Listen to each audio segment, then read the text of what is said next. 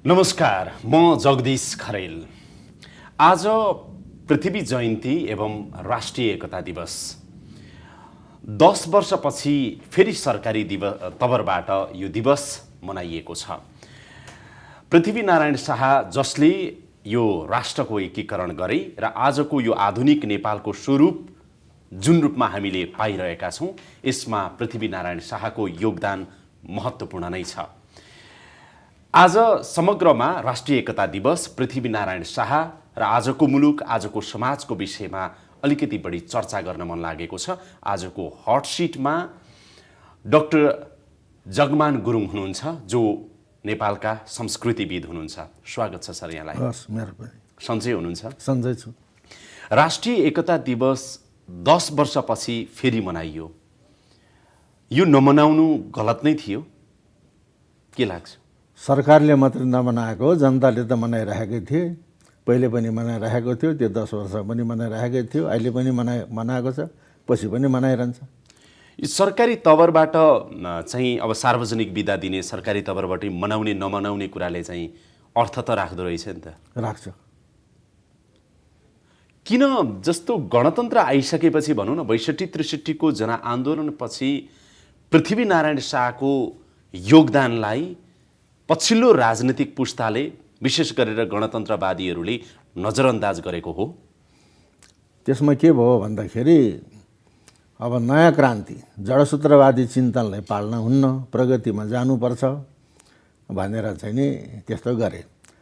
तर जसले चाहिँ नि अब पुरानो मूल्य मान्यतालाई भत्काउनुपर्छ भन्नेहरूले के बुझ्नुपर्छ भनेदेखि चीनमा माओ त्से-तुङले सांस्कृतिक क्रान्ति गरे, डाङ्गा सबै कुरो भत्कायो, मूल्य र मान्यता पनि भत्कायो। तर पछि उनले ओहो यो त गर्न नहुने काम रहेछ, सम्पदा मास्नु हुँदो रहेछ भनेर आफैले फालेका टुक्रा टाक्रीहरू जोडेर फेरि पुनर्संरचना गरे माओ त्से-तुङले। आजभन्दा 4-5 वर्ष अगाडि चीनमा एउटा विश्व ओलम्पिक भएको थियो। चराको गुँड नाम गरेको एउटा रङ्गशाला बनाए। त्यसमा चीनको आदिम कालदेखिको सभ्यता र संस्कृतिको झलक त्यहाँ प्रस्तुत गर्यो। एकातिर खेल देखायो, एकातिर चराको गुँड भन्ने चाहिँ वास्तुकला देखायो, अर्कोतिर के देखायो, हामी कम्युनिस्ट भए तापनि हामीले चाहिँ आफ्नो प्राचीन सम्पदालाई जोगाएर राखेका छौँ है भन्ने सन्देश पनि दियो।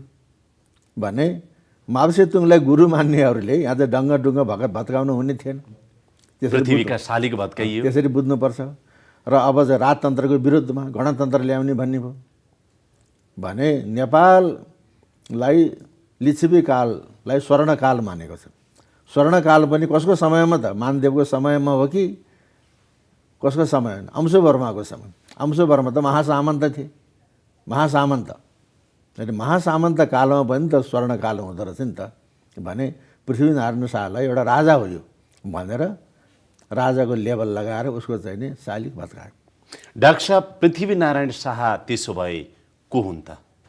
पृथ्वीनारायण शाह आधुनिक नेपालको एकीकरणका प्रणेता हुन्।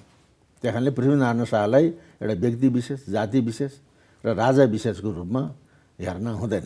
किन भन्दाखेरि अहिले नेपाल सार्वभौम सत्ता सम्पन्न देशको रूपमा विकसित छ र हामीले चाहिँ नि हामी सार्वभौम सत्ता सम्पन्न नेपालको स्वाभिमानी स्वतन्त्र नागरिक नेपाली भनेर गर्व गर्न पाएका छौँ। पृथ्वीनारायण शाह नहुने भएदेखि यो त चाहिँ नि अहिलेको उत्तर प्रदेश जस्तै नेपाल प्रदेश हुन्थ्यो होला, कुनै प्रान्त भएर कुनै प्रान्त हुन्थ्यो होला। त्यस कारणले यो चाहिँ नि नेपाललाई स्वतन्त्र बनाउने, एकत्रीकृत गराउने, भूगोलको पनि एकीकरण, भाषा संस्कृतिको पनि एकीकरण गर्ने व्यक्ति पृथ्वीनारायण शाह। पृथ्वीनारायण शाहले एकीकरण गरे नेपालको अथवा आफ्नो गोर्खा राज्य विस्तार गरे, यो दुईटा मत त फेरि सँगसँगै पनि आएका छन् नि त। ऊ एकीकरण गर्ने हुन्, यो मुलुकलाई एकढिक्का बनाएका हुन्, अथवा गोर्खा राज्य चाहिँ विस्तार गर्दै नेपाल बनाएका हुन्? त्यसको बारेमा पोहोर परारदेखि भन्दै पनि आएको, यसपालि पनि धेरै ठाउँमा मैले भने यो राज्य विस्तार हो कि एकीकरण हो भन्ने बारेमा एउटा चाहिँ नि सिद्धान्त बुझ्नुपर्छ। सिद्धान्त के छ भने कुनै एउटा स्वतन्त्र राज्यले अर्को स्वतन्त्र राज्यलाई हडपेर जितेर त्यसलाई त्यसको अस्तित्व आफूमा लिन गरायो भने त्यो राज्य विस्तार हुन्छ। त्यस्तै पूर्व पश्चिम उत्तर दक्षिण यसै गरेर जित्दै गयो भने त्यो दिग्विजय हुन्छ। अनि अर्को कुनै मुलुक विशाल थियो कुनै बेला, अनि समय र परिस्थिति त्यो टुक्रिँदै अनेक टुक्रामा टुक्रियो। त्यसरी टुक्रिएका मध्ये कुनै एउटा टुक्राले फेरि पहिलेकोलाई सबैलाई मिलाएर एक सूत्रमा बाँध्दछ भने त्यो राज्य विस्तार हुँदैन, त्यो एकीकरण हुन्छ भन्ने सिद्धान्त यो छ। पृथ्वीनारायण शाहको समयमा त 54 टुक्रा थियो, नभएको 22 र 24 22 काठमाडौँमै 3वटा थियो। यहाँ अब मकवानपुर, चौदण्डी, विजयपुर, मुस्ताङ 54 टुक्रा थियो। यहाँ कहिले कहिले बनेपा पनि स्वतन्त्र राज्य हुन्थ्यो। तर नेपाल कत्रो थियो त भने अब त्यसको व्याख्या लामो छ। अहिलेको जत्तिकै थियो। अहिले नेपाल जत्रो थियो प्राचीन कालमा पनि त्यतिकै थियो, लिच्छवी कालमा पनि यत्रै थियो। पछि यो टुक्रियो। टुक्रिँदाखेरि अनेक मान्छेले कोसिस गरे। पृथ्वीनारायण शाहभन्दा पहिले पाल्पाले राजा मुकुन्द सेनले पाल्पादेखि कछाडै मधेस भएर अहिले टिस्टासम्मको मुलुक जितेको। त्यसले हिन्दूपतिको देश। अहिले चाहिँ वल्लो किराँत, माझ किराँत, पल्लो किराँत, खम्बुवान, लिम्बुवान भन्छन्। तर पाल्पाली सेनाहरूले आफूलाई हिन्दूपति भन्थे। हिन्दूपतिको देश टिस्टासम्म त्यस्तो थियो। तर मुकुन्द सेनले आफ्नै छोराहरूलाई भतिजाहरूलाई कज्याउन सकेन। उनैको शासनकालमा राज्य बाँडचुँड भयो, पुस्तैनी खेत बारी बाँझेको जस्तै। अनि त्यत्र चाहिँ पुरुषार्थ मुकुन्द सेन बैराग्य देवघाट गएर बस्नु पर्यो। पहिले त्यत्रो राज्य चाहिँ विशाल गरेको थियो। जुन रूपमा पृथ्वीनारायण शाहले भौगोलिक एकीकरण गरे, तर त्यही रूपमा चाहिँ सांस्कृतिक एकीकरण चाहिँ हुन सकेन। समाज अझै एक डिकाउन सकेन। भाषा, जाति, धर्म, लिङ्ग सबै हिसाबले चाहिँ एक हुन सकेन भन्ने पनि आलोचना हुन्छ। तपाईँ संस्कृतिविद के भन्नुहुन्छ? त्यो कुरा के भन्दाखेरि पृथ्वीनारायण शाहको समयमा यहाँ काठमाडौँ उपत्यका, काठमाडौँ, भक्तपुर, पाटन 3वटा राज्य थियो। यिनीहरू 3 दिने होइन 13 दिने दाजुभाइ। तर बागमती वारी, बागमती पारी, मनोहर पारी, मनोहर वारी, शत्रु राज्य नमिल्ने 13 दिने दाजुभाइ। 13 दिने दाजुभाइ ईर्ष्या जस्तो एउटा नमुना सिद्धिनरसिंह मल्लले 21वटा गजुर भएको कृष्ण मन्दिर बनाए मङ्गलबजारमा। प्रताप मल्ललाई ईर्ष्या, आफूले बनाउन सकेन, यहाँ त केही गर्न सकेन। अनि ललितपुरको उत्तरी क्षेत्रमा सिमानामा उसले आक्रमण गर्यो प्रताप मल्लले। हेर्नुहोस्। अनि त्यतिखेर सिद्धिनरसिंह मल्लका मित राम शाह त बितिसकेका थिए। अनि राम शाहका छोरा डम्बर शाहले अनि प्रताप मल्लले गरेको आक्रमणको प्रत्याक्रमण गरेर त्यसलाई जित्दियो। यस्तो किसिमको थियो। र यहाँको अवस्था कस्तो थियो भने भक्तपुरे र पाटने सद्वी शरण पशुपतिमा आयो भने काठमाडौँकाले गोतेर पठाउने। काठमाडौँ र चाहिँ पाटनले चाहिँ बिस्केट जात्रा हेर्न भक्तपुर गयो भने भक्तपुरले गोतेर पठाउने। भक्तपुरे र काठमाडौँको चाहिँ मसिनदाको भोटो जात्रा हेर्न गयो पाटनमा भनेदेखि पाटनले कुटेर पठाउने। कतिखेर के हुन्छ भने त्राहीको अवस्था थियो। त्यस कारणले पृथ्वीनारायण शाहले काठमाडौँ, भक्तपुर, पाटन जितेको होइन, मिलाएपछि पाटनले आएर कुट्छ कि भक्तपुरे आएर कुट्छ कि भन्ने भयो भने स्वतन्त्र रूपले सद्वी शरण पनि आउन पाए, बिस्केट जात्रा हेर्न जान पनि पाए, मसिन्दाको रथ हेर्न जान पनि पाए। र पृथ्वीनारायण शाहले अहिलेको भाषामा भन्यो भने सार्वभौम सत्ता उसले आफ्नो हातमा लिएको छ। त्यो सार्वभौम सत्ता पनि किन लिन पर्यो त भन्दाखेरि जुन 54 टुक्रामा विभाजित थियो नेपाल, भारतमा चाहिँ मुसलमानको चाहिँ शक्ति क्षीण हुँदै थियो, अङ्ग्रेजको शक्ति चाहिँ बलियो हुँदै थियो, डढेलो उकालोतिर लाग्दै थियो। त्यसबाट रोक्नको लागि कुनै 54 टुक्रामध्ये एक टुक्राले सक्दैन। त्यसको लागि चाहिँ सबै मिल्न पर्यो, मिलेर चाहिँ त्यसको रोकथाम गर्न पर्यो। त्यस कारणले त्यो डढेलोबाट रोक्नको लागि पृथ्वीनारायण शाहले नेपालको एकीकरण गरेको। यहाँ राजा हुन्छु र पावर इन्जोय गर्छु भन्ने अभिलाषाले उसले चाहिँ गरेको होइन। र अब थिचोमिचो गरेको भएदेखि त यो सबै 4 वर्ण 36 जातको फुलबारी भन्थे र विशाल गोर्खा राज्य भन्थे होला नि त। विशाल गोर्खा राज्य त भनेन उसले। पृथ्वीनारायण शाहले पावर इन्जोय चाहिँ गर्न पाएनन् होइन, लडाइँमै गयो जिन्दगी धेरै। लडाइँमै चाहिँ गयो। अनि उमेर पनि छिटै आधा उमेरमै चाहिँ बित्यो। तर उसलाई चाहिँ पावर शोक सयल गर्ने इच्छा पनि होला। तर काठमाडौँमा बसेर मौज मजा गर्ने उसको इच्छा थिएन। त्यतिखेर चाहिँ पतरिया भनेको भारततिरबाट नाचगान गर्ने रसरङ्ग गर्ने त्यस्ताहरू यहाँ आउँदो रहेछ।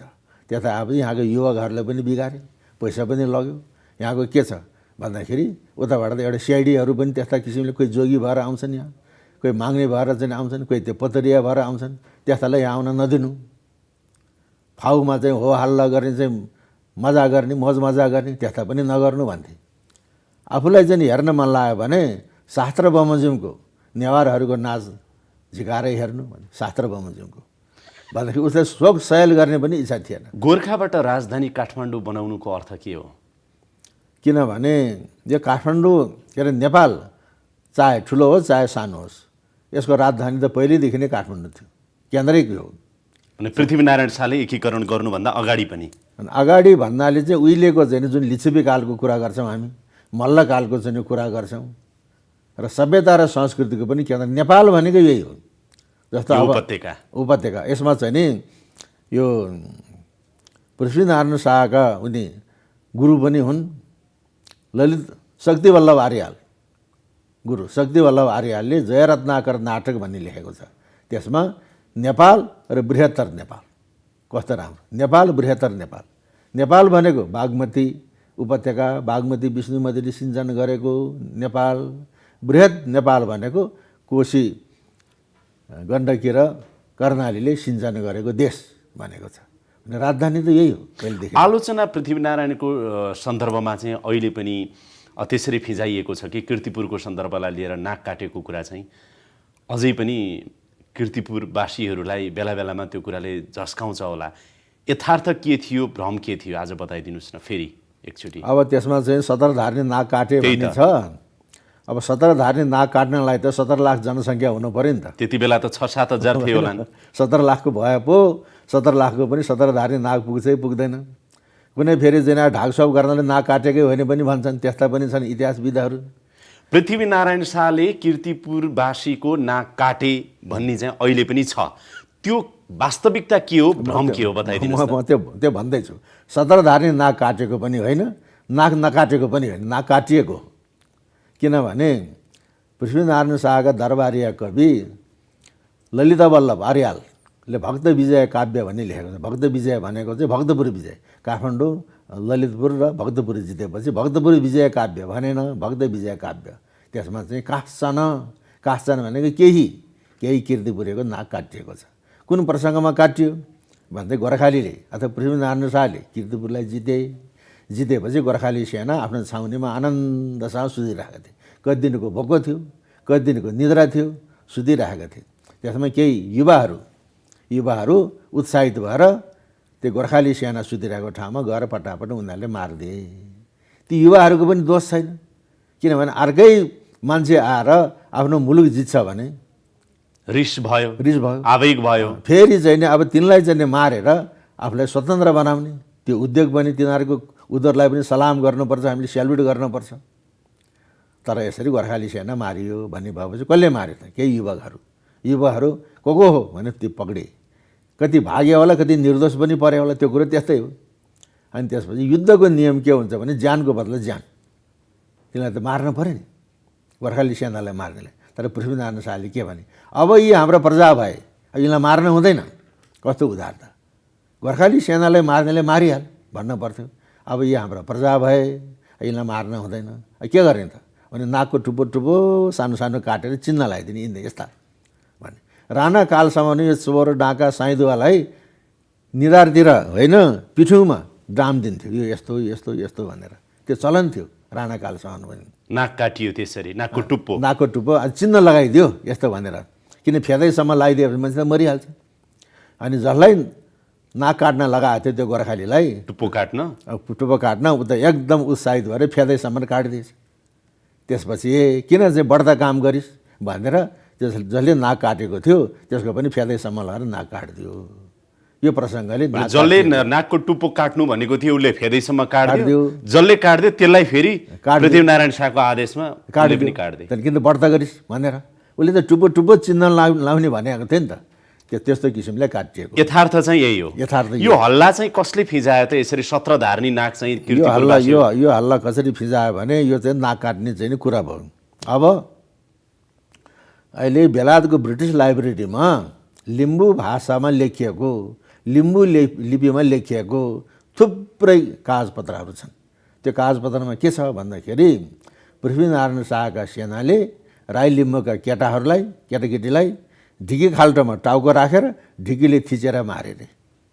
त्यस्तो कागज छ ब्रिटिस लाइब्रेरीमा हो त्यो। म त्यो कुरा भन्दैछु। कहाँबाट आयो भन्दाखेरि पृथ्वीनारायण शाहले इसाईहरूले यहाँबाट निकाले। त्यो कुरा पक्का हो, इसाईहरूलाई देशबाट निकाले। अघि 3-4 जना कति चाहिँ मल्ल कालमै चाहिँ यहाँ इसाईहरूको प्रवेश भइसकेका थियो।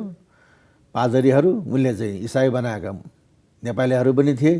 तर पृथ्वीनारायण शाहलाई इसाई धर्मप्रति कुनै वैरभाव थिएन।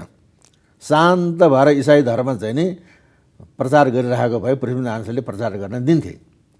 तर किन निकालिए त भने यी 7 समुद्रबाट आएका यी फिरङ्गीहरू धर्म कर्म गर्ने साधु सन्त भनेका त जासुस गर्ने पो रहेछन्।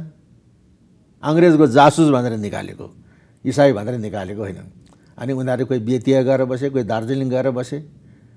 र बेतिया गएर बसेकाहरूभन्दा दार्जिलिङ गएर बसेका अलिक बाठा रहेछन्। उनीहरू इतिहास लेखायो भने इतिहास लेखाए सत्रधार्नी बनाइदियो। यहाँ उहाँ चाहिँ ढिकी खाल्टोमा चाहिँ राई लिम्बूलाई चाहिँ नि कुल्चेर भनेर चाहिँ भविष्यको लागि भनेर त्यस्तो त्यो सायद अहिले पनि सुरक्षित होला। त्यहाँ ब्रिटिस लाइब्रेरीमा छ भने त्यो कागज अहिले पनि छ। यो सँगसँगै के आयो भनेदेखि अब त्यो अनर्गल प्रचार हो भनेदेखि अब पृथ्वीनारायण शाहको एउटा पत्र पाइएको छ। सकल त राई लिम्बूसँगै होला। त्यो सकल त अहिले छ कि छैन, हुनुपर्छ। भए पनि अहिले त कसले देखाउँछ र? किन हाम्रो राज्य चाहियो। पृथ्वीनारायण शाहले हामीले अत्याचार गरेको भन्ने छ। तर त्यसको नक्कल चाहिँ राष्ट्रिय अभिलेखालयमा पाइएको छ। त्यो त नक्कल हो, पछि बनाएको भन्न पनि सक्छ। अहिलेको मान्छेले के भन्छ त्यसमा चाहिँ नि केही राई लिम्बूहरू भागेर सिक्किमतिर गएका थिए। भाग्न पनि कस्ता भागे त? अब यहाँ प्रसङ्ग के आउँछ भने त्यतिखेर विजयपुरमा बुद्धिकर्ण राई भन्ने मन्त्री थिए। अहिले राई लिम्बूले पृथ्वीनारायण शाहले हामीलाई जितेको भन्छ, होइन, मुकुन्द सेनले जितेको। उहिले राई लिम्बूलाई मुकुन्द सेनले जितेको। र चाहिँ नि विजयपुर चौदण्डीमा राजा सेन ठकुरी मन्त्री राई लिम्बू हुने चलन थियो। अनि बुद्धिकर्ण राई विजयपुरका चाहिँ हर्ताकर्ता। उसले चाहिँ नि के गरे भन्दाखेरि राजालाई मारेर आफै हर्ताकर्ता हुन चाहे। त्यहाँ कामदत्त सेन भन्ने राजा थिए। सिक्किमे फौजलाई ल्याएर कामदत्त सेनलाई मारिदिए अनि आफै हर्ताकर्ता भए। अनि सिक्किमे सेना टिस्टा मेची तरेर आएको सेना हटेर गएन। मधेसमा कन्काई, पहाडमा तमोरसम्म कब्जा गरेर बसेको छ। सिक्किमे सेनाले आएर चाहिँ त्यहाँ कब्जा जमाएको छ, उठती पुठती गरेर खान्छ। यता बुद्धिकर्ण राई चाहिँ नि मोज मजा मस्ती गरेर हिँड्छ भन्दाखेरि त राई लिम्बू त त्यतिकै तर्सित थिए। अनि गोर्खाली सेनाले विजयपुर जितेपछि अनि बुद्धिकर्ण राईका मतियारहरू भागेर सिक्किमतिर गए।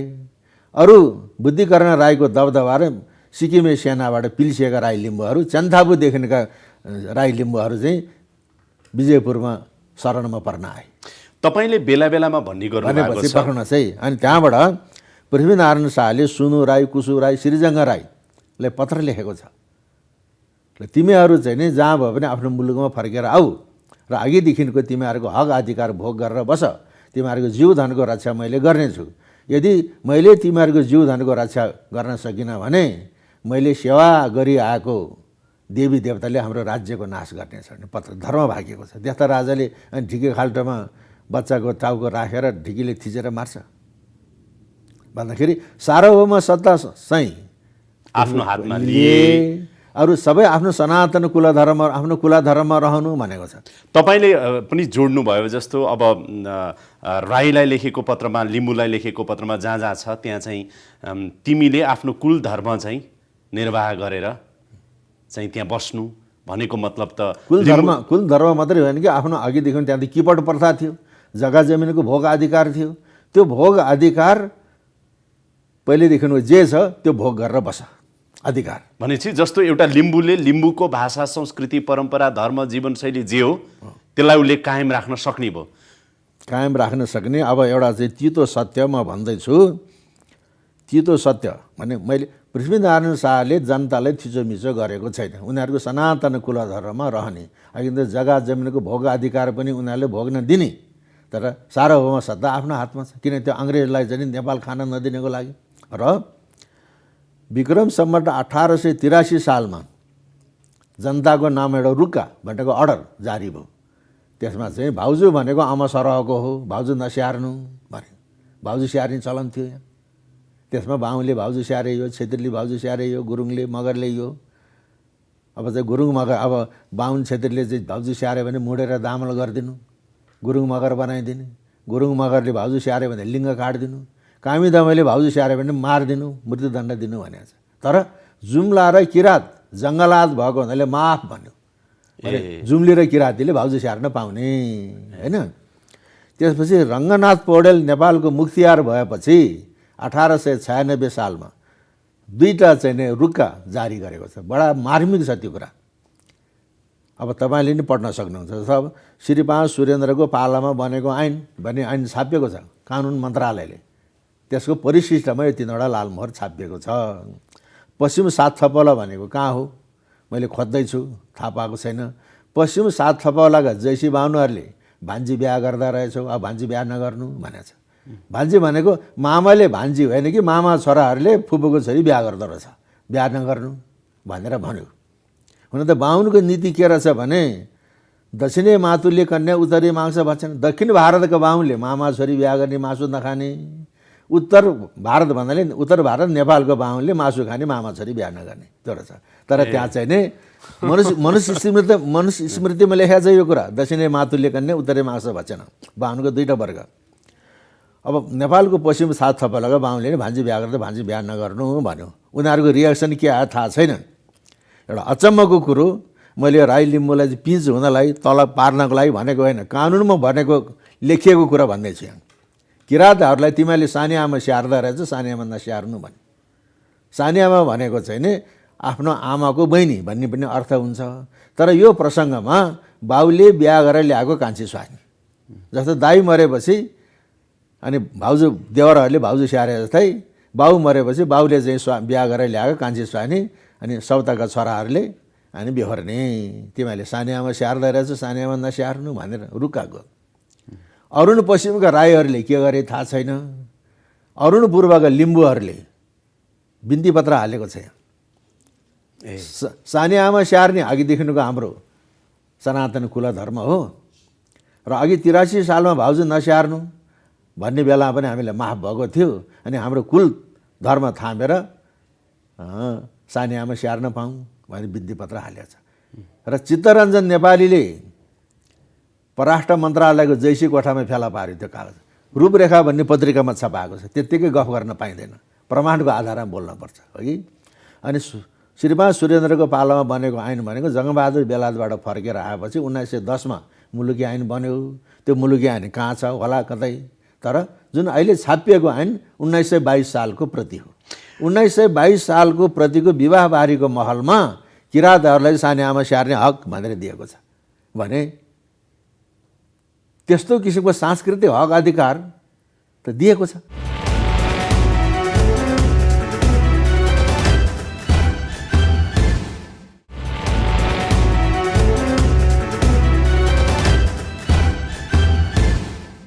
एकीकरणकै सिलसिलामा चाहिँ गोर्खाबाट सुरु भएको एकीकरण यसरी अहिलेको यो नेपालको यो अवस्थासम्म हामी आइपुग्यौँ। विभिन्न अब तपाईँले उल्लेख गर्नु पनि भएको छ, अब विभिन्न ठाउँहरूमा तपाईँ आफैले पनि भन्नुभएको छ कि जस्तो बाहुनहरूको रणनीति, क्षेत्रीहरूको नेतृत्व, अब गुरुङ, राई, मगर, लिम्बू उहाँहरूको चाहिँ सहभागिता, त्यस्तै गरेर चाहिँ अब काठमाडौँको नेवारहरू भनौँ न, नेवारहरूको चाहिँ अर्थ पैसाका कुराहरू, मधेसको चाहिँ अन्नका कुराहरू, भोटको नुनसम्मका कुरा तपाईँले जोड्नु भएको छ नि। यो एकीकरणमा पनि पृथ्वीनारायण शाहलाई का सहयोद्धाहरू चाहिँ प्राय महत्त्वपूर्ण जात, धर्म, लिङ्ग सबैका थिए नै। इतिहासमा के थियो? थिए।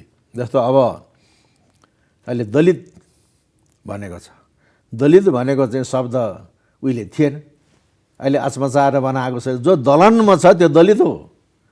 जस्तो शोषणमा छ, जो शोषित छ त्यो शोषित भने जस्तै अहिले कामी दमाईलाई चाहिँ दलित भनेको छ। तर खर्च नपर्छ, काशी जानुपर्छ भन्ने उखान छ नि, कसको पालामा भयो त्यो उखान? पृथ्वीनारायण शाहको पालामा भएको। काठमाडौँका मल्ल राजाहरू सन्धि गर्न पर्यो भने एक आपसमा 50,000 रुपियाँ लेनदेन गर्ने। सन्धिको व्यवहार सुनको पत्रमा लेखेर मूल चौको दलानमा चाहिँ त्यहाँ टाङ्थ्यो।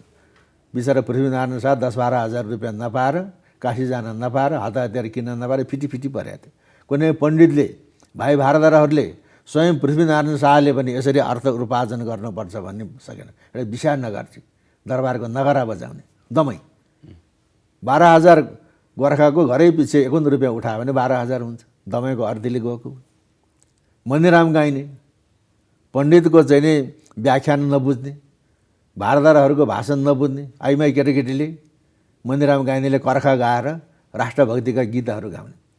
किन भर्खरको बिहा भएको छ, श्रीमान श्रीमती, माया प्रीति चाहिँ चुनिन गाह्रो छ, लडाइँमा जानु पर्ने, नजाऊ भन्छ श्रीमतीले, आमाले नजाऊ भन्छ, तेरो बातै गयो त पनि मऱ्यो भने म कसको मुख हेरेर बस्ने बाबु भन्छ आमा। श्रीमती चाहिँ मेरो श्रीमान लडाइँ चलेको छ, नगइदिए हुँदो भने त मन्दिरमा गाइनेले आँगनमा गएर हवारिया हो भनेर चाहिँ कर्खा गाइदिएपछि आमाले पनि जाऊ भने, श्रीमतीले पनि जाऊ टिका लगाइदिने, मन्दिरमा गाइने, तिलङ्गा बटुल्ने, त्यस्तो किसिमको हो। सबैको सहभागिता छ भन्ने। यसमा जितमा चाहिँ नि लडाइँमा हारजित हुन्छ, अभियानमा हारजित हुँदैन। हो लड्न त गएको छ, गुरुङ मगर र चाहिँ खसहरू लडेका छन् त्यहाँ, तर त्यो वास्तविकताले स्वीकार गर्थ्यो, यहाँको नेवारले पनि स्वीकार गर्थ्यो। नेवारको पनि सहयोग छ, किनभने नेवारकै राज्यमा आक्रमण गर्नु छ, ज्ञानकर बाँडा भनेको वज्राचार्यलाई मनोकामनामा जप गर्न लगाएको छ। पश्चिमतिरको कटक रोक्नु, पश्चिमबाट जुन आक्रमण आउँछ त्यो रोक्नु, हात हतियार लिएर रोक्ने होइन, कमान्डर भएर हुमफाट गर्ने, मन्त्र जप्ने बौद्ध तन्त्र अनुसार भनेपछि कस्तो किसिमको रणनीति होला। नेवारको राज्यमा आक्रमण गर्नु छ, जित्नु छ, यहीँको एउटा वज्राचार्यले उहाँ हुमफाट गरेर चाहिँ पश्चिमतिरको कटक रोक्ने तन्त्र शक्तिमा दुश्मनले आक्रमण गर्यो, शत्रु स्तम्भन विधि, शत्रुलाई चाहिँ टक्क स्तम्भ जस्तो बनाइदिने, महामारी हाई बनाइदिने, त्यहाँ कामेर चाहिँ अल्छी लाएर चाहिँ अस्तमस्त गलाइदिने, त्यस्तो चाहिँ शक्ति हुन्छ तन्त्रशास्त्रमा। ज्ञानकर बाँडा भएकै हो।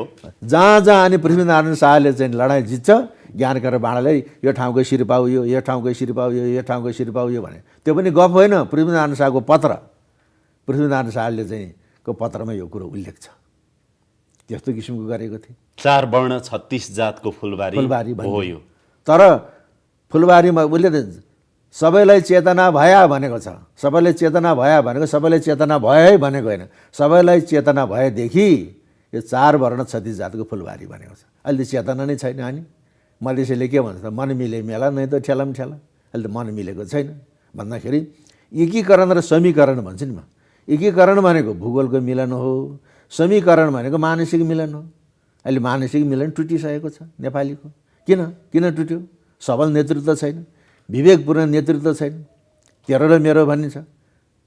विराज बखेती एउटा मगरलाई, किन पृथ्वीनारायण शाहको दादा उसलाई हुर्काउने सुरथ सिंह राणा मगर, उसको मनपर्ने साथी विराज बखेती सँगै खेल्ने मगर, उसलाई चाहिँ काजी दिन पाए हुँदो भन्ने मनमा थियो। तर बुद्धि धेरै कालु पाँडेको रहेछ। यहाँको गोर्खाकाले पनि कालु पाँडेले रुचाए, 2224ले कालु पाँडेलाई चाहिँ नि कजाइ दियो भने राम्रो हुन्छ भनेपछि कालु पाँडेलाई दिए, छेत्रीलाई दिए, मगरलाई दिएन। हेरे मगरलाई दिएन, छेत्रीलाई दियो भन्ने हुन्छ त्यहाँ। तर बुद्धि उसको धेरै रहेछ। अहिलेको मान्छेले त्यसो गर्छ? आजको दिनमा नि अहिलेकोले त त्यसो गर्दैन। ऊ परको चाहिँ सक्षम भए तापनि असक्षमलाई दिन्छ। त्यही भएर त यहाँ राजनीति असफल भएको छ त। हामी यहाँ चाहिँ नि हुन त मैले राजतन्त्र बिउताउन खोजेको होइन। फेरि त राजतन्त्र भनेको के हो त? राजा छोरो राजा, राजा छोरो राजा, राजा छोरो राजा। त्यो चाहिँ सक्षम भयो भने असक्षम भयो भने राजाको जेठो छोरो राजा हुने। त अहिले पुस्दैन राजनीति छैन। घरानाको बाउकोबाट चाहिँ फलाना चाहिँ फलाना परिवारको कोही बाउको नाउँबाट राजनीति गरेका छन्, कोही लोग्नेको नाउँबाट राजनीति गरेका छन्। वंश परम्पराबाट चलेर आएको छ यो। कि त राजतन्त्र होइन? जहानीय शासन भन्छौँ राणाको। अहिले जहानीय शासन छैन। यो परिवारको खोइ त भन्दाखेरि राजतन्त्रको भूत अहिले पनि छ, जहानीय शासनको भूत अहिले पनि छ। 62-63 सालको जनआन्दोलन भइराख्दाखेरि लामो समयदेखि नेपालका विभिन्न जात जाति भाषा संस्कृति भएका सम्प्रदायहरू चाहिँ त्यसबाट अपहेलित भए, पिछडा बनाइयो, जसको कारणले गर्दाखेरि चाहिँ गणतन्त्रसम्म कुर्नु पर्यो र सङ्घीयतासम्म जानु पर्यो भन्ने कुराहरू चाहिँ जस्तो गुरुङ, राई, मगर, लिम्बू, मधेसी, नेवार, आदिवासी जनजाति जुन तबकाबाट जसरी अहिले उठिरहेको छ नि, तपाईँ के समीक्षा गर्नुहुन्छ? अहिले साँच्चै भन्ने हो भने गुरुङ, मगर, राई, लिम्बूसँग 100 र 50 को नोट छैन, 500 र 1000 को मात्रै नोट छ। धनी विदेशको धन, तर तिनको चाहिँ धनको यहाँ सदुपयोग भएको चाहिँ छैन। अर्कै जातले खाएको छ, अर्कै जातले खाएको छ। गुरुङ इतर, मगर इतर, राई इतर, लिम्बू इतरले खाएको छ। मैले भने नि 150 को त नोटै छैन, विदेशको धन। अहिले ब्रिटिस आर्मीमा पूर्वीय पल्टन भनेको राई लिम्बूको, पश्चिमी पल्टन भनेको गुरुङ मगरको, त्यस्तो छ भनेपछि अब गुरुङहरू त्यो शाही सत्ताको आडमा ओखलढुङ्गा पुगेर रुम्डाली राईहरूको रुम्जाटार कब्जा गरे। रुम्डाली राईहरूको थलो त्यो रुम्जाटार भने अहिले गुरुङको बस्ती छ। रुम्डाली राईहरू त डाँडा डाँडामा गएर बस्छ, जमेर बसेको छ त्यहाँ गुरुङहरू, त्यो शाही सत्ताको आड। अहिले नेपालको पूर्वी नेपालको च्याङथापु भनेको उत्तर पूर्वको महत्त्वपूर्ण नाका हो। त्यो नाकामा को छ त? खोटाङको राव खोलाबाट गएका रावल लामछानेहरू 2022 सालमा भूमि सुधार लागू भएपछि नेपालमा तालुकी प्रथा नहटुन्जेल ताप्लेजुङको च्याङथापुको ठिङ्ग्रो मुङ्ग्रो रावल लामछाने गुरुङको हातमा थियो भने गुरुङलाई चाहिँ राज्यले थिचेको छ, बाहुनले मिचेको छ, छेत्रीले खिचेको छ भन्न पाइयो? कत्रो पावर इन्जोय गरेर त्यहाँ। मधेसतिर फेरि त्यस्तै छ, हामीलाई काठमाडौँले सधैँ हेप्यो अथवा छेत्री बाहुनले हेपे अथवा हेरेन, त्यसकारण विभिन्न खालका नारा पनि लाग्छन् मधेसमा अहिले पनि। त्यस्तो पनि झुट कुरा हो। जस्तो अब मधेसीहरूमा जस्तो देशभक्ति पहाडीमा छैन, बाहुन, छेत्री, गुरुङ, मगर, राई, लिम्बू, नेवारमा छैन। एउटा उदाहरण दिन्छु म। राजा महेन्द्रलाई बम हाने नि जनकपुरमा, होइन? अन्तत चाहिँ अहिले जानमुद्दा जान सजाय दिने ऐन छ, नेपालमा जानमुद्दा दिन पाइँदैन। त्यतिकै गोली ठोकेर मार्न चाहिँ सक्थ्यो होला राजा महेन्द्रले, पढाउ परेको छ गोली बम हान्ने, तर कानुनको आधारमा मार्न पर्यो नि, एउटा प्रस्ताव पास गर्न पर्यो। त्यही पनि बाहुनले त मार्न हुँदैन भनेछ। त्यतै जान सजाय दिने ऐनै छैन, त्यहाँ माथि पनि बाहुन। अनि सर्वोच्च अदालतको चाहिँ न्यायाधीशहरूले राजाको गाथगाथी ताक्नेलाई चाहिँ जान सजाय दिए नि हुन्छ भन्ने एउटा चाहिँ ठहर बनाएर अनि त्यसलाई मार्ने भन्ने राजा महेन्द्रको इच्छा। तर त्यतिखेरको चाहिँ न्यायाधीश भनेपछि त बाहुन, क्षेत्र, नेवार मात्रै हुन्छ। कसैले पनि सही गरेन, त्यो मार्न हुन्छ भन्ने कुरामा कसैले सही गरेन। हेर्नुहोस्, सप्तरीको भगवती प्रसाद सिंह त्यो मधेसी राजपुतले सही गर्यो। त्यसले सही गरेपछि अनि राजा महेन्द्रलाई बम हान्ने, त्यो रामचन्द्र झालाई मार्यो भनेपछि राजा राजतन्त्रप्रति बाहुनकै हात काँप्यो होइन? तर एउटा मधेसीको गर्यो भन्दाखेरि दरबारलाई चाहिँ राजालाई चाहिँ खेलाएर चाहिँ सत्ता इन्जोय गर्ने त बाहुनै हो नि त। त्यसपछि क्षेत्रीहरू आए, नेवारहरू आए, गुरुङ, मगर, राई, लिम्बू बाहिर चाहिँ ढोकामा बसेर राइफल लिएर बस्ने हो भनेपछि मधेसीमा जस्तो अहिले पनि चाहिँ भनौँ, अहिले हिजो अस्ति आएको पाहुना भनेको मधेसमा चाहिँ ज्वाइँलाई पाहुना भन्छ कि, ज्वाइँलाई पाहुना भन्छ मधेसमा। हिजो अस्ति आएको पाहुनाको चाहिँ रणनीति हो यो। त्यहाँका चाहिँ पुराना झाहरू अहिले सेनको पालादेखिको बिर्ता खाएर बसेका, सेनको पालादेखि जमिनदारी थामेर बसेका झाहरू छन्, त्यहाँ राजपुतहरू छन्। थारू त त्यहीँको भूमिपुत्र भए। थारू त चेपुवामा पारीबाट आएको नि चेपुवा, मधेसबाट के अरे पहाडबाट गएको नि चेपुवा, विस्थापित छन् ती थारूहरू। अनि नेपालप्रतिको माया छ।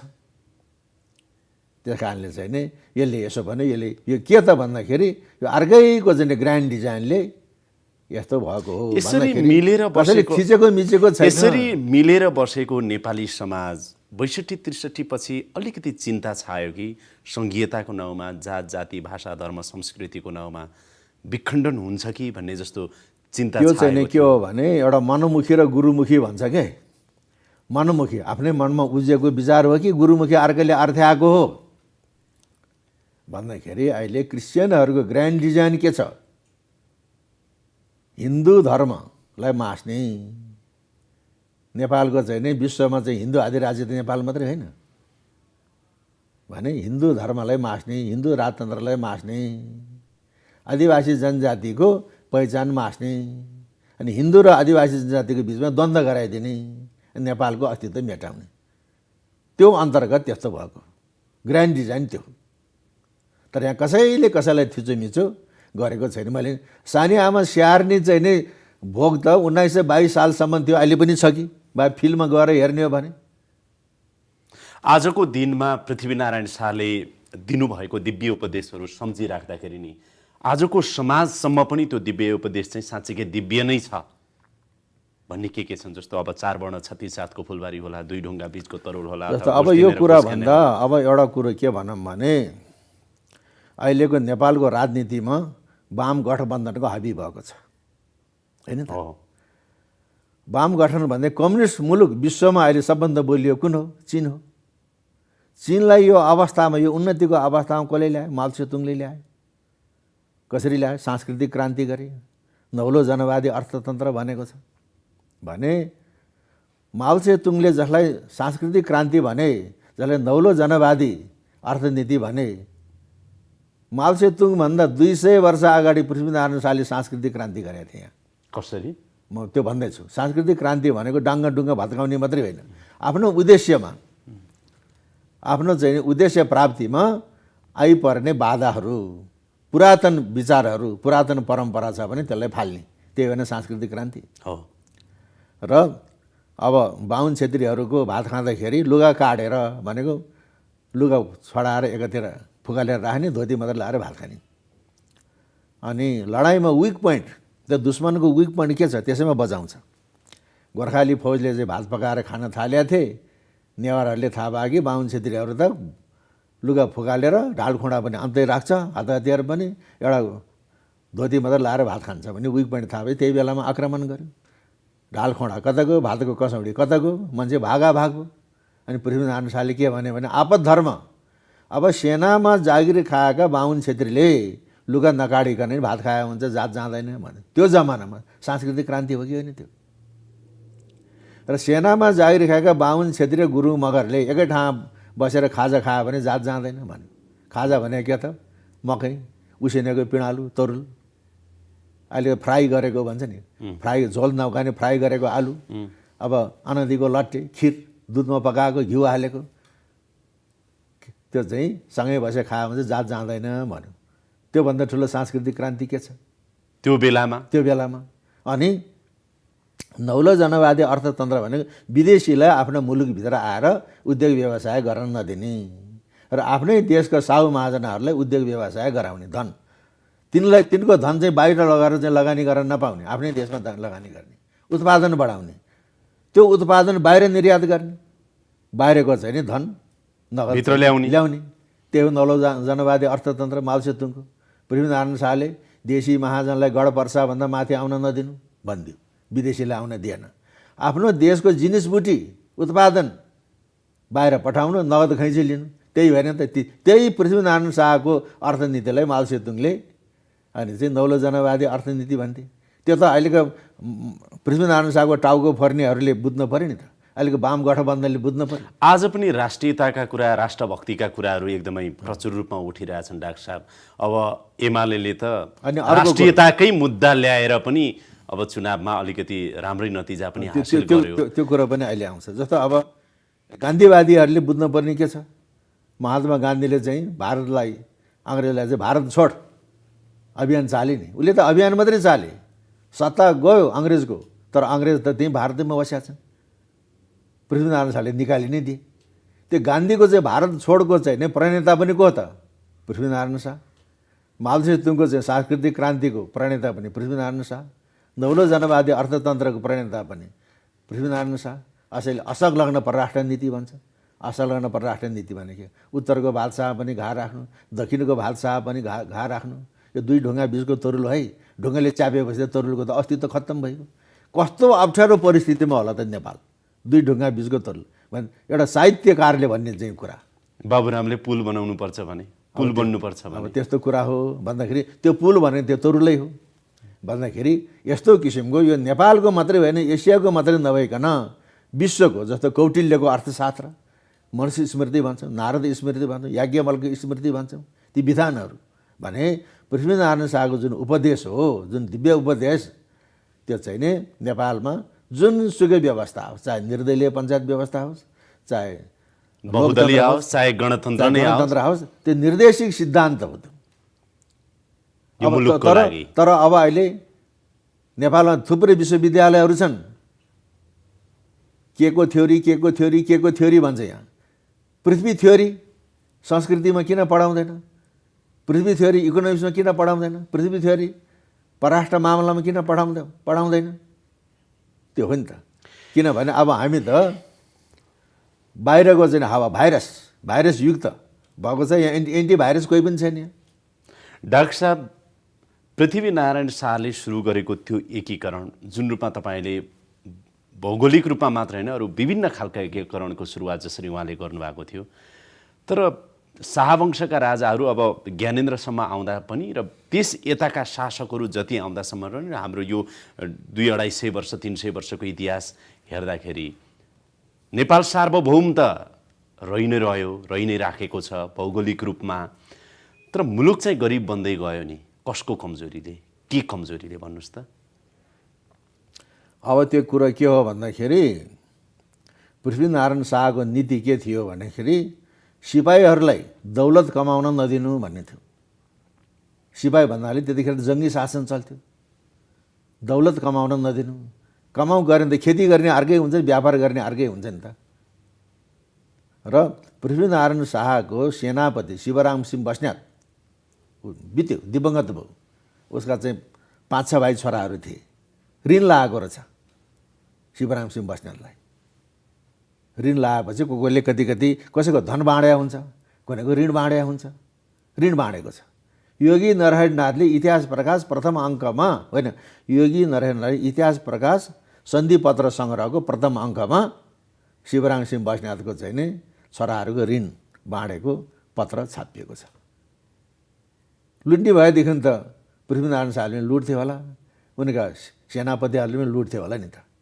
तर अहिले यहाँ आएर के भयो त, जुन प्रधानमन्त्री छ ऊ पनि व्यापार गर्ने, राजा पनि व्यापार गर्ने, होटल थाप्ने है। राजाका 3 भाइका 3वटा होटल, राजा महेन्द्रको पनि होटल थियो, रोयल होटल भने ए राजा भएर चाहिँ होटल थाप्न हुँदैन भने रोयल होटल बन्द गराइदियो राजा महेन्द्रले। तपाईँले बुझ्नुहोस् कुरा, कान्छा र माइलाको त छँदैछ होटल, दाइले पनि चाहिँ थाप्यो रोयल होटल। अहिलेको चाहिँ जुन यो कान्ति पथमा अहिले निर्वाचन आयोग भएको ठाउँमा कुनै बेला राज परिषद थियो, त्यहाँ रोयल होटल साइनबोर्ड त मैले पनि देखेको। 35 सालमा आएको मान्छेले राजा भइकन व्यापार गर्न हुँदैन भनेर ठुल्दाईको होटल बन्द गराइदियो भने त्यस्तो किसिमको कमाउन लागे भनेपछि त्यसले बिग्रियो। शासन गर्नेहरू कमाउन लागेपछि बिग्रियो, जनता गरिब हुँदै। यो कठोर कुरा भनिदिएँ मैले, कसैले भन्न नसक्ने कुरा। किनभने राष्ट्रको लागि, राष्ट्रियताको लागि म कुनै राजनैतिक दलसँग मेरो सम्बन्ध छैन, कसैको सूची अनुसूची तपसिलमा छैन। म गैर राजनैतिक व्यक्ति हुँ, म स्वतन्त्र व्यक्ति, राष्ट्र र राष्ट्रियताको बारेमा चाहिँ बोल्ने व्यक्ति हुँ। त्यस कारणले राजाहरू पनि कमाउने, प्रधानमन्त्री पनि कमाउने, मन्त्रीहरू पनि कमाउने। हिजो चाहिँ नि वडारमा बसेर धुलोमाथि सुतेर भटमास खाएर क्रान्ति गर्नेहरू अहिले प्राडो पजेर चढेर हिँडेको छ। एउटा चाहिँ चट्टी चप्पल किन्न नसकेर, चप्पलको फित्ता किन्न नसकेर धागोले चाहिँ सिएर चाहिँ चट्टी लाउनेहरू अहिले प्राडो पजेर चढेर हिँडेको छ। दुनियाँको नाउँमा गणतन्त्र ल्यायो, जनताको लागि आएको चाहिँ छैन। पृथ्वीनारायण शाहलाई छोड्ने हो भने त्योभन्दा यता अथवा प्रताप शाह होलान्, अथवा रणबहादुर शाह होलान्, गिरबाण युद्ध होलान्, राजेन्द्र, सुरेन्द्र, अब त्रैलोक्य, पृथ्वी वीरविक्रम, त्रिभुवन, महेन्द्र, वीरेन्द्र हुँदै ज्ञानेन्द्रसम्म आउँदाखेरि पनि पृथ्वीनारायण शाहले एकीकरण गरे। उनको अघि नै तपाईँले भन्नुभयो आधुनिक नेपालका एकीकरणका प्रणेता नै हुनु। महेन्द्र बाहेक अरू राजा पनि अलि लम्पट जस्तै देखियो। तपाईँले ठिक भन्नुभयो। अहिले महेन्द्रले केही गरेको जस्तो देखियो, गरे पनि महेन्द्रले। तर बाँकी राजाहरू त प्रताप शाहदेखि तपाईँको अब ज्ञानेन्द्र शाहसम्म आउँदाखेरि पनि केही गर्न सकेनन् नि, होइन र? अब त्यसले पनि हामी महेन्द्रलाई चाहिँ नि हामी के भन्छौँ भन्दाखेरि बहुदललाई मासेर निर्दलीय पञ्चायत व्यवस्था उसले लागू गर्यो भनेर भन्यो। तर माथि उत्तरमा इन्डियन आर्मीको चेकपोस्ट थियो उत्तरी क्षेत्रमा, कसले हटाएको थियो त्यसलाई? महेन्द्रको पालामा हटेको, महेन्द्रको पालामा हट्यो र उसले बहुदललाई मास्यो, निर्दल ल्यायो। अहिले पनि नेपालमा जङ्गबहादुर जस्तो, महेन्द्र जस्तो, पृथ्वीनारायण जस्तो राष्ट्रवादी, निस्वार्थी, निरङ्कुश शासकको आवश्यक छ अहिले पनि। खैर त्यता नजाउँ, तर अन्तिममा मलाई यो बताइदिनुहोस् न, जस्तो पृथ्वीनारायण शाहको जन्म जयन्ती मनाइराख्दा, राष्ट्रिय एकता दिवस मनाइराख्दा आजको दिनमा नेपालका राजनीतिक दलहरूले, नेपालको नेतृत्वले भनौँ न, राजनीतिक तहको नेतृत्वले भुल्नै नहुने कुरा के हो र हामी अब कसरी अगाडि बढ्नुपर्छ? अब यसमा चाहिँ नि त्रिकोणात्मक अन्तर्सम्बन्ध हुनुपर्छ। त्रिकोणात्मक अन्तर्सम्बन्ध भनेको एउटा राजनीति, अर्थनीति र धर्मनीति। राजनीति भनेको राजनीतिक नेताहरू, धर्मनीति भनेको प्राज्ञिक व्यक्तिहरू, अर्थनीति भनेको उद्योगपति व्यापारीहरूको बिचमा अन्तर्सम्बन्ध हुनुपर्छ। र अब अहिलेको प्राज्ञिक व्यक्तिहरू कस्तो भनेदाखेरि जुन मुलुकमा पढ्न गयो त्यही मुलुकको एजेन्ट भएर आउँछ। यहाँ चाहिँ कन्सल्टेन्सी रिसर्च गर्यो, आफ्नो देशको क्ल्यु बेच्छ। यस्ता छन् प्राज्ञहरू, प्राडाहरू। अब व्यापारीहरू चाहिँ भ्रष्टाचारी जस्तो अब अहिले असार साउनमा पनि लोड सेडिङ हुने यो मुलुक। अहिले लोड सेडिङ भएको छ त? छैन। कसले गरायो? जनार्दन शर्मा र कुलमान घिसिङले बनाए। जनार्दन शर्मा मात्रै भएर हुने थिएन, कुलमान घिसिङ पनि भयो। कुलमान घिसिङले मात्रै केही गर्न सकिँदैन, राज्य सत्ता त अर्कै कुलमान घिसिङ थियो नि त्यहाँ भने। अहिले एउटा उदाहरण राजनीति र चाहिँ प्राविधिक व्यक्तिहरूको कुलमान घिसिङ र जनार्दन शर्मा, त्यो माओवादी होस् जेसुकै मतलब छैन, तर लोड सेडिङ चाहिँ बन्द गराए त जनार्दन शर्माले गरेको होइन। त्यस्तै अब राजनीतिक नेताहरू कस्ता छन्? आफू पार्टी सभापति बन्ने, स्वास्नीलाई चाहिँ महासचिव बनाउने, छोराछोरी चाहिँ कार्यकर्ता हुने, सभासद हुने, मन्त्री हुने। त्यस्तो होइन भन्दाखेरि स्थित प्रज्ञा भएका ब्रह्मनिष्ठ प्राज्ञहरू, कुनै पार्टीको सूची अनुसूचीमा परेर चाहिँ प्रज्ञा प्रतिष्ठानमा जागिर खाँदै प्राज्ञा हुँदैन। स्थित प्रज्ञा भने के त? ब्रह्मनिष्ठ भनेको परम शून्यता, अब्सोल्युट भोइडनेस। त्यसमा राग द्वेष केही पनि नभएको, राष्ट्रको लागि मात्रै चिन्तन गर्ने। अनि कर्मनिष्ठ चाहिँ नै राजनीतिक व्यक्तित्वको नेतृत्व। व्यापारीहरू पनि अब सदाचारी व्यापारी हुनु पर्यो। अघि तपाईँले छ्यास कुरो उठाउनु भएको त एमालेको चाहिँ कुरा। एमालेको लहर किन आयो अहिले? कसको कारणले आयो भन्दा यहाँ त भूकम्पको राहतमा पनि भ्रष्टाचार हुन्छ, अनि नाकाबन्दीमा पनि भ्रष्टाचार हुन्छ। केपी ओलीले चाहिँ नि अडिग लियो नि त। राष्ट्र र राष्ट्रियताको लागि राष्ट्र र राष्ट्रियताले कसैसँग कम्प्रोमाइज गरेन।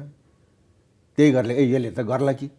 कुनै बेला माओवादीप्रति मान्छे आकर्षित थिए, किन काङ्ग्रेस पनि असफल भयो, एमाले पनि असफल भयो। म राजनीतिक व्यक्ति होइन, तर एक गाँस भात खाएको मान्छे हुनाले देशको राजनीति कता गयो त त्यो चिन्तन म पनि गर्छु। माओवादी के अरे एमाले पनि सकेन, काङ्ग्रेसले पनि सकेन, माओवादीले पनि सक्छ कि भनेर ठुल्ठुला मान्छेहरू नि माओवादीको सपोर्टमा गए। कोही मान्छे मैले धन कमाउँछु माओवादीले लुट्छ कि भनेर पनि गए त्यसरी, तर माओवादीले पनि गर्न सकेन, झन् तलतल गयो। र अहिले जुन पार्टी सभापति भएको हुनाले केपी ओलीले मौका पाए, गएर उहाँ केबुल कार चढेर गयो चन्द्रगिरीको डाँडामा।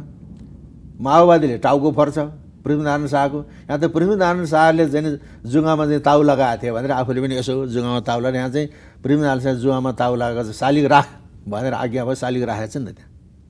त्यस्तो राष्ट्रवादीले नीतिले गर्दाखेरि अडान लिन सक्यो उसले। जस्तो अब राजा महेन्द्रले को पालामा उसले अहिले नराम्रो शब्दमा भने कु गर्यो, 17 साल आयो, नाकाबन्दी लगाइदियो भारतले, त्यो स्वाभाविकै हो, प्रजातन्त्रको हत्या भयो भन्यो। अनि राजा महेन्द्रले चाहिँ नि रक्सौलमा गएर, सिमानामा गएर ठुल्ठुला माइकहरू भारततिर फर्काएर राखेर भाषण गरे ठुल्ठुला स्वरले। अहिले भारतले चाहिँ नुन नदिएर के हुन्छ त? बोर्डबाट चाहिँ नुन ओसारेर ल्याएको डोको र ढाकर नेपालीहरूको घर घरमा छ भनिदियो।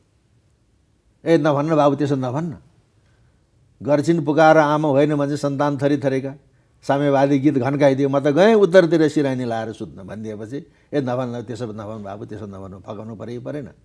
त्यस्तै अहिले चाहिँ नि केपी ओली अहिले त हङकङ जाने रे फलोअपको लागि भने के को लागि हो, के को लागि हो, के को फलोको लागि, के को फलोको लागि, त्यहाँ बुझ्नुपर्छ कुरा। तर उसले प्राणदान दिएको त भारतले हो नि त, प्राणदान दिएको त भारतले हो। तर नमतस्य नगरेर भारतसँगै टेक लिएको छ उसले। त्यही कारणले गर्दाखेरि केपी ओलीको कारणले एमाले बुर्लुक्क माथि उफ्रियो। कुरो त्यो राष्ट्र र राष्ट्रियतामा मात्रै बताइदिनुहोस्। अब अन्तिममा डाक्टर गुरुङ, नेपालको विकास समृद्धि कसरी सम्भव छ र राष्ट्रियता मजबुत अझै कसरी हुन सक्छ? मैले अघि नै भने यो त्रिकोणात्मक अन्तर सम्बन्ध राम्रो चाहिँ हुनुपर्छ।